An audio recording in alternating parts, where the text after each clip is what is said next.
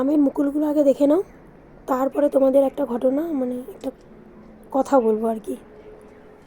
আগে দেখে নাও আমের মুকুলগুলো, তারপরে বলবো।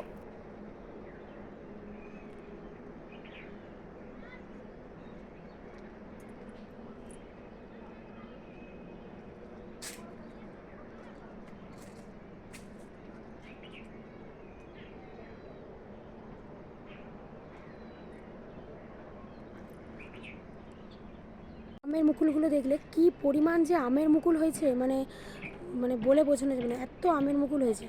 কিন্তু জানি না যে কটা আম ধরবে, কটা আম থাকবে, কিছুই জানি না। কেন আমাদের গাছে গত বছরও আমের মুকুল হয়েছিল, আর মানে কী কারণে জানি না, তো ছোটো এইটুকুটুকু হচ্ছে আম হয়েছিল, হয়ে সব হচ্ছে আম মুকুলগুলো মানে আমগুলো না একদম পচে পচে সব পড়ে গেছে। তার আগেও অনেক আম হয়েছিল সব, কিন্তু সেগুলো ছিল, এত হয়নি, এবারে যেন প্রচুর আম হয়ে গেছে। আর কী কারণে জানি না, তবে আমার মনে হয় যে এই যে এখানে দেখো একটা ছোট্ট, মানে এই যে দেখাচ্ছি দাঁড়াও, এটা হচ্ছে আম গাছের সেই গোড়াটা।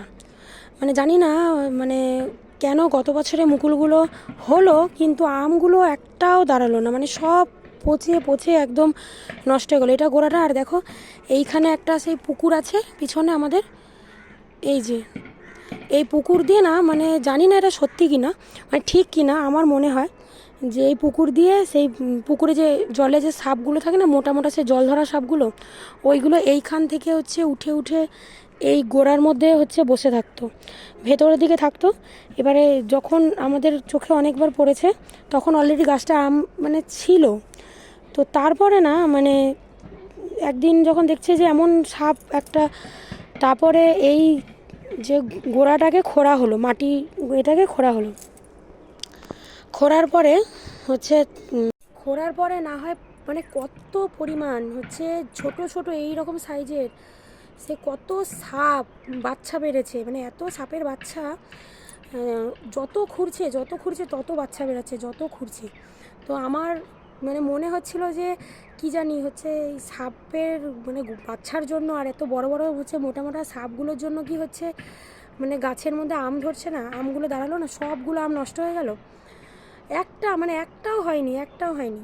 তো জানি না এটা ঠিক কিনা, তবে আমার মনে হয় যে হয়তো মানে এত সাপ গর্তের মধ্যে ছিল, মাটির মধ্যে ছিল, হচ্ছে এই সাপের কারণে হয়তো বা মানে আমগুলো নষ্ট হতে পারে। কিন্তু এবছরে মানে আগের তুলনায় মানে এবছরে যেন প্রচুর আম হয়েছে, মানে মুকুল হয়েছে। যদি হচ্ছে প্রত্যেকটা মুকুল ধরে তাহলে মানে পুরো গাছ মনে হয় ঝুলে পড়বে, মানে এত আম। ধরলে ভালো। মানে মুকুলের ছবি দেখালাম, যদি আম ধরে তাহলে আবার আমের ছবিগুলো মানে আমের ভিডিওটাও দেখাবো যে কতগুলো আম হচ্ছে থাকে গাছের মধ্যে। তো আমাদের তো কিছু সেরকম দেওয়া হয় না, নর্মাল যেমন হয় তেমনই, অনেক বাড়িতে সার দেওয়া হয়, যত মানে করা হয়।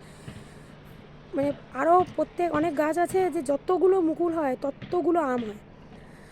তারপর নাকি হচ্ছে শুনেছি যে বর্ষার জলে আম ভালো হয়, তারপরে হচ্ছে শিলাবৃষ্টি হলে নাকি আম মানে নষ্ট হয়ে যায়।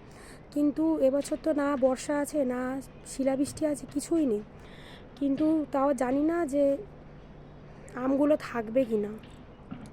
তো প্রচুর মানে প্রচুর দেখো তোমরা, এই প্রচুরই মুকুল।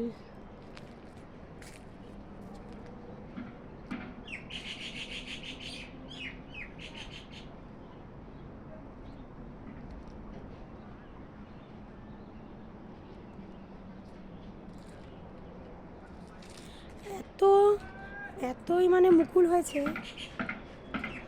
যদি থাকে ভালো। এবারে তো হচ্ছে মানে সাপ নেই, কিছু নেই, আগের বারে ছিল সাপ।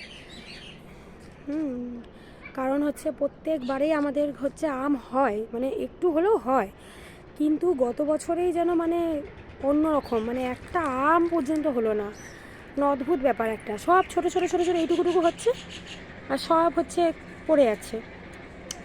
এবারে দেখি কি হয়।